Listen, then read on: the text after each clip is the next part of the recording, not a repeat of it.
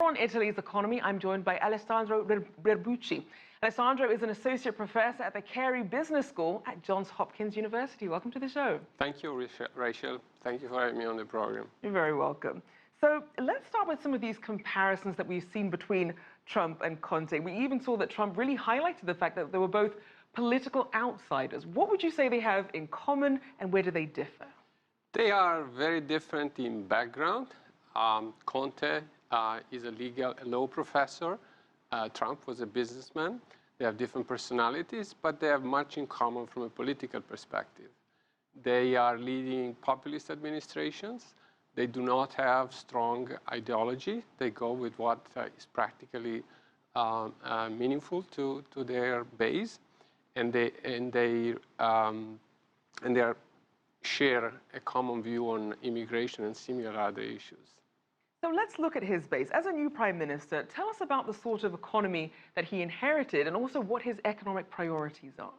So he inherited a very weak economy, an economy that has been struggling for a long time, since 1994, when Italy was ejected from the European exchange rate mechanism and struggled to growth. But the crisis of 2008 and 2011 made things much worse and has grown very, very little. So it's a very weak economy, combined with the fact that, as you mentioned, there is very high public debt. So the public finances has had to be kept in check. In this light, the government is trying to help the economy by reforming the tax system. They've been talking about a flat tax, something similar to the tax reform that the Trump administration enacted. The problem is that it needs resources to be financed.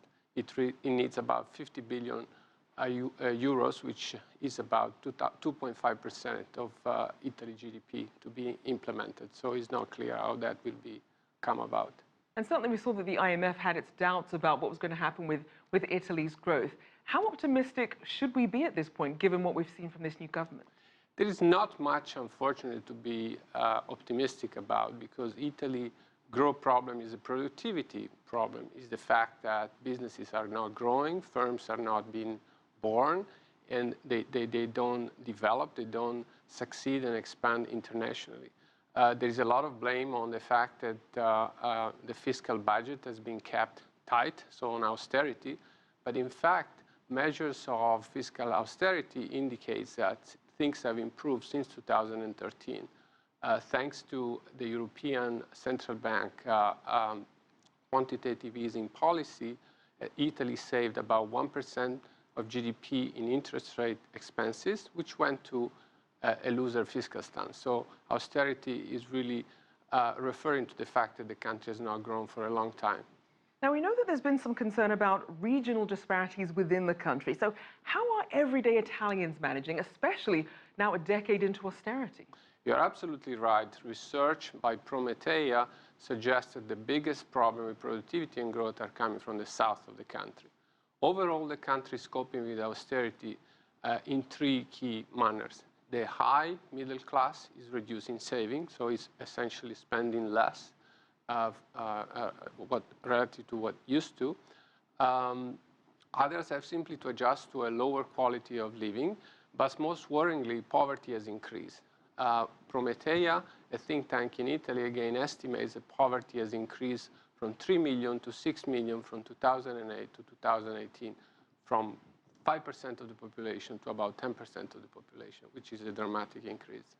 Now, we know that there was an effort to really spur growth with this major trade deal between the European Union and Canada, CETA, the Comprehensive Economic and Trade Agreement, painstakingly negotiated, but now with this new government, they're threatening to potentially scuttle that. What's going on here? I think there is a lot of positioning, a lot of political positioning for negotiation within the European Union and between the European Union and outside parties. I think trade negotiations are really technical matters, and I don't think much will change. There is a lot of rhetoric in those fire exchanges. And what do you think the government's plan, Italy's government's plan, means for the future of Italy-EU relations?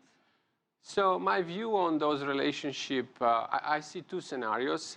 One is that those relationships will be bad, and the other one very bad. So unfortunately, again, not much good news there. There are two key partners in the coalition. If the Lega party views prevail, this will be an attitude of disruptive and possibly considering or continue to advocate for exit from the European Union. So we can think about a Greece or a Brexit scenarios. In a better case scenarios, if the view of the five-star movement prevail, there will be negotiation, there will be attempt to have a dialogue, but within the context of asking for more fiscal space, which is certainly not what France and Germany are trying to accomplish in order to strengthen the European Union, which ultimately will mean a weaker European Union and a weaker Italy within the Union. Italy does not have the weight to fight for itself in the wider world without the European Union, in my view. Well, certainly a lot at stake. Thank you so much. Alessandro Rebucci there from Johns Hopkins University's Carey Business School.